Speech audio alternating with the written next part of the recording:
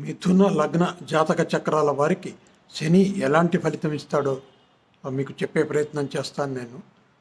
మిథున లగ్న జాతక చక్రాలలో శని 8, 9 స్థానాలకు అధిపతి. శని న్యాచురల్గానే ఆయుష్కు కారకుడు.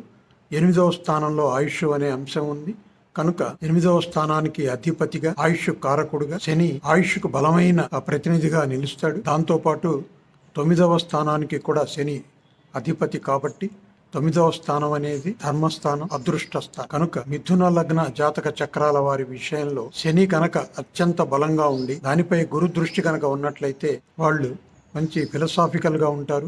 చక్కటి దాన ధర్మాలు చేసే గుణాన్ని అలవర్చుకుంటారు. ఇటువంటి వాళ్ళకి ఆయుష్ చాలా ఎక్కువగా ఉంటుంది. 3వ స్థానాధిపతి అయిన రవి, 5వ స్థానాధిపతి అయిన శుక్రుడు వీళ్ళిద్దరూ కలిసి శనితో పాటు 8వ స్థానంలో ఉన్నట్లయితే, లేదా రవి శుక్రులు విడివిడిగా కానీ కలసి కానీ 3, 5, 8 ఈ మూడిట్లో ఎక్కడైనా ఉండి వాటిపై బలమైన శని దృష్టి కనుక పడుతున్నట్లయితే ఇటువంటి జాతకులు సైన్స్, టెక్నాలజీ, రీసెర్చ్ రంగాలలో ఉన్నత స్థానాలకు చేరుతారు.